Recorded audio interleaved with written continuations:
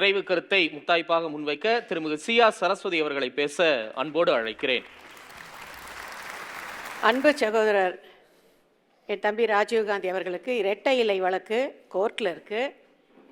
அதுக்கு லஞ்சம் யாருக்கு கொடுக்க எங்கள் பொதுச்செயலாளர் டி. தினகரன் முயற்சி செய்தாருங்கிறது நிரூபிக்கப்படலை. ஆகவே அது ஒரு பொய்யான வழக்கு என்பது எல்லாருக்குமே தெரியும். அதனால் அது எங்க ஜெயிலில் இருக்கிறாங்க, சரி, நிரூபிக்கப்படலையே குற்றவாளின்னு. கேஸ் இன்னும் சொல்லியிருக்காங்கல்ல அது ஒரு பொய்யான வழக்குன்னு. நிரூபிக்கலை. யாருக்கு லஞ்சம் கொடுக்க முயன்றார் என்பதை நிரூபிக்கப்படலை. அது பொய்யான வழக்கு தானே. இல்லை, இன்னொரு விஷயமும் கேட்டாங்க என் அருமை சகோதரி மரியாதைக்குரிய பாலபாரதி அவர்கள். பிஜேபியில் யாராவது ஜெயிலுக்கு போயிருக்காங்களான்னு. நாங்கள் என்னங்க 10 ரூபா பாட்டிலுக்காங்க அவங்க கொடுக்குறாங்க. 10 ரூபா பாட்டிலு 10 ரூபா பாட்டிலுன்னு ஜெயிலுக்கு போக முடியுமா? நல்லா ஞாபகம் இருக்குது. செந்தில் பாலாஜி அவர்கள் எங்களுடன் இருந்தப்போ மாண்புமிகு தமிழகத்தின் முதலமைச்சர் அவர்கள் கரூரில் கூட்டம் பேசுகிறாங்க. அன்றைக்கி எதிர்க்கட்சி தலைவர். இன்றைய மாண்புமிகு முதலமைச்சர் ஸ்டாலின் அவர்கள் என்ன தெரியுமா சொன்னாங்க? இந்த ஊரில் செந்தில் பாலாஜின்னு ஒருத்தர் இருக்காரு, ஊழலுக்குன்னே பேர் போனவர். திராவிட முன்னேற்ற கழகம் ஆட்சிக்கு வந்தவுடன் தனியாக நீதிமன்றம் அமைத்து செந்தில் பாலாஜியை ஜெயிலுக்கு தள்ளுவதுதான் எங்களுடைய தலையாய கடமை என்று சொன்னவர் மாண்புமிகு இன்றைய முதலமைச்சர். ஆனால் இன்றைக்கு ஜெயில் வாசலில் அவரை போய் வரவேற்க காத்திருப்பதும் இன்றைய மாண்புமிகு முதலமைச்சர்.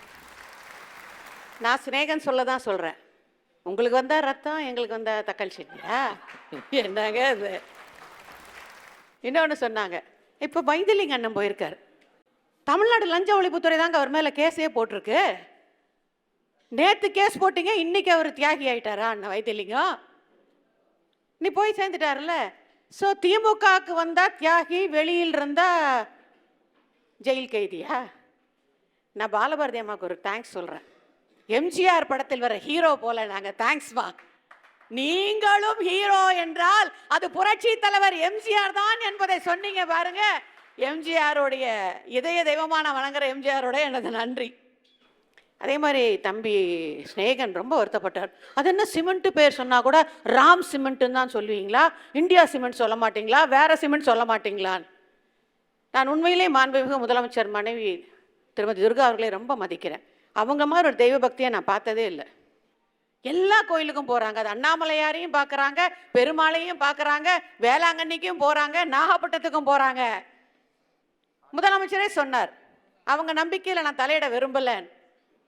நீங்க சாமி கும்பிடாத குடும்பத்தில் சாமியிட கும்பிடக்கூடிய முதலமைச்சர் அவர்களுடைய மனைவி கோயிலுக்கு போகும்போது தெய்வத்தை வழங்குற நாங்க ராமர் பேரை சொல்லக்கூடாதா?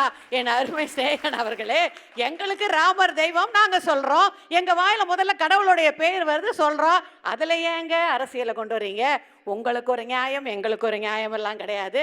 அதே மாதிரி தங்க விலையை பற்றி நாங்கள் தான் கவலை பண்ணோம். நான் நினைக்கிறேன் ஸ்நேகன் வைஃப் சண்டை போடுறாங்க போலக்க. அப்போவே கொஞ்சம் தங்கத்தை வாங்கி வைக்க சொன்னேன். விலை ஏறி போச்சு பாரு, வாங்க முடியலன்னு வீட்டில் பிரச்சனை நினைக்கிறேன். தங்கம் உலக மார்க்கெட் ராஜா.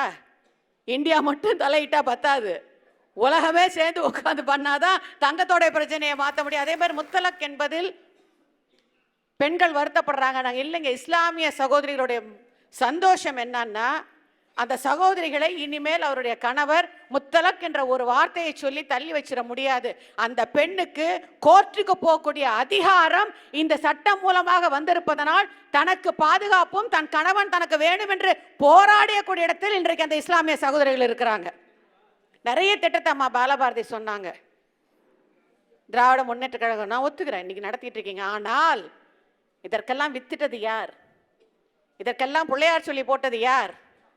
இதே புரட்சி தலைவர் எம்ஜிஆர் அவர்கள் சத்துணவை கொண்டு வந்த போது அன்றைய மரியாதைக்குரிய கருணாநிதி என்ன தெரியுமா சொன்னாரு? குழந்தைங்களெல்லாம் பிச்சை எடுக்க வைக்கிறாங்கன்னார்.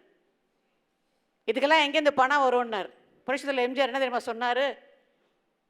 நான் துண்டேந்தி வசூல் பண்ணியாவது காமராஜர் ஐயா கொண்டு வந்த சத்துணவு திட்டத்தை வெற்றிகரமாக நடத்துவேன் என்று வெற்றிகரமாக நடத்தியார். சத்துணவு திட்டம் எம்ஜிஆர் கொண்டு வந்தது. ஐயா காமராஜர் தொடங்கிய திட்டத்தை புரட்சி தலைவர் வளர்த்தார். பிறகு அம்மா அந்த குழந்தைகளுக்கு சத்தான உணவை கொடுத்து அந்த குழந்தைகளுடைய பாதுகாப்பை உறுதி செய்தார். ஒரு குழந்தை பள்ளிக்கூடம் போகும்போது சத்தான உணவை சாப்பிடணும். அதே போல நீங்கள் வழங்கக்கூடிய லேப்டாப்பாக இருக்கட்டும், இன்னைக்கு மாணவ மாணவருக்கு நீங்க வழங்கக்கூடிய அத்தனை உதவிகளையும் புரட்சி தலைவர் எம்ஜிஆர் அவர்களும் புரட்சி தலைவி அம்மாவும் கொண்டு வந்த திட்டங்கள் என்பதை யாராலையும் மறுக்கவும் முடியாது, மறக்கவும் முடியாது. அதே போல இந்தி திணிப்பு என்பதை பேசினவங்க ரொம்ப வருத்தப்பட்டு சொல்றாங்க, இந்திய யாரும் திணிக்கலைங்க, இந்திய திணிக்கிறதுக்கு எங்களுக்கு விருப்பமும் கிடையாது, எல்லா மொழியும் கத்துக்கணும். இங்க இருக்கிற மேடையில் இருக்கிற உங்க குடும்பத்து குழந்தைங்களே நான் கேட்கிறேன், எல்லா பாஷையும் கத்துக்கிறது அந்த குழந்தையோட எதிர்காலத்துக்கு நல்லது தானே? இன்னைக்கு படிச்சோன்னா குழந்தைங்கள்லாம் ஃபாரின் தானே போக ஆசைப்படுறாங்க. இந்தியாவில் இருக்கிறாங்களா அவங்க கூட நீங்க ஹிந்தியை கத்துக்கங்க, இங்கிலீஷை கத்துக்கங்க, பிரெஞ்சு கத்துக்கங்க, ஜெர்மனி கத்துக்கங்க, எல்லாமே கத்துக்கங்களே. அதையே ஹிந்தியை மட்டும் பேசுறீங்க. கண்டிப்பாக இன்றைக்கு இருக்கக்கூடிய தமிழ்நாட்டில் இருக்கக்கூடிய சட்டம் ஒழுங்கு பிரச்சனை, விலைவாசி பிரச்சனை எல்லாவற்றையும் மக்கள் பார்த்துக்கிட்டு தான் இருக்காங்க.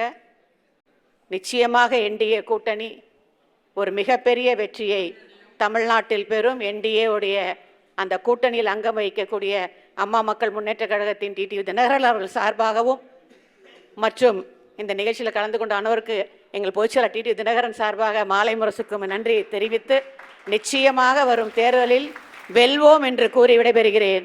நன்றி, வணக்கம். சரஸ்வதி மேடம், சின்ன டவுட்டு. 2 ரவுண்டு ஃபுல்லா பேசிட்டீங்க, எடப்பாடியார் தலைமையில் ஆட்சி அமைப்போன்னு ஒரு வார்த்தை கூட உங்ககிட்ட இருந்து வரவே இல்லையே. அதாவது சொல்றேன் ஏங்க, இவ்வளவு நாள் பேசிட்டு தானே வர்றேன், இல்லாம சொல். இதுவரைக்கும் மேடையில் நிச்சயமாக முதலமைச்சர் கேண்டிடேட் யார் என்பதை ஷீட் ஷேரிங்லாம் முடிஞ்சு அவங்களே சொல்லத்தான் போறாங்க. நான் சொல்லுங்கிற எடப்பாடியார் இல்ல இருங்க, தமிழ்நாட்டு சொல்லிடுறேங்க, நான் சொல்லிடுறேன் இருங்க. தமிழ்நாட்டில் அதிமுக தலைமையில் தேர்தலை சந்திப்போம் என்பதை அன்றைக்கு மேடையிலேயே என்டிஏ கூட்டணி மேடையிலேயே பேசியிருக்காங்க. நிச்சயமாக இப்ப நான் உட்கார்ந்துகிட்டு நான் அதை மறுக்கவும் போறதில்ல, நான் இதுக்கு ஆமா சாமியும் போடல. கண்டிப்பாக தமிழ்நாட்டில் திரு எடப்பாடி அவர்கள் தலைமையில தான் இந்த கூட்டணி இருக்கு, மத்தியில் மோடி அவர்கள் தலைமையில் இந்த கூட்டணி இருக்கு. நிச்சயமாக கூட்டணி தலைவர்கள் எல்லாவற்றையும் முடிந்து அவங்க அறிவித்த பிறகு கண்டிப்பாக நாங்களும் அறிவிப்போம், நல்லதே நடக்கும். எங்களை பொறுத்த வரைக்கும் யார் முதலமைச்சர் என்பதை விட தமிழ்நாட்டில் ஆட்சி மாற்றம் வர வேண்டும், புரட்சி தலைவி அம்மா ஆட்சி மலர வேண்டும். அம்மா தாங்க முதலமைச்சர், அவ்வளவுதான். அவங்க உயிரோட இல்லைனாலும் அம்மா தான் முதலமைச்சர். ஏங்க எடப்பாடியே உட்கார்ந்தாலும் அதை தாங்க சொல்லுவாரு, அம்மாவோட ஆட்சின்னு தாங்க சொல்லுவாரு. ஏன் ஆட்சின்னு அவர் சொல்ல போறது இல்ல, அம்மாவோட ஆட்சின்னு அவர் சொல்ல போறாரு. நாங்க ஒண்ணும் வாரிசு அரசியலுக்காக பேசல, நாங்க வாரிசு அரசியலே பேசல. எங்களுக்கு அப்புறம் இவங்க தான் சொல்றதுக்கு. நிச்சயமாக அம்மா ஆட்சி வரணுங்கிறதுக்கு தான் எல்லாருமே ஒன்னா சேர்ந்திருக்கோம். நல்லதே நடக்கும், நிச்சயமாக வெல்வோம் என்று கூறி விடைபெறுகிறேன். நன்றி, வணக்கம். நன்றி திருமதி சி.ஆர். சரஸ்வதி.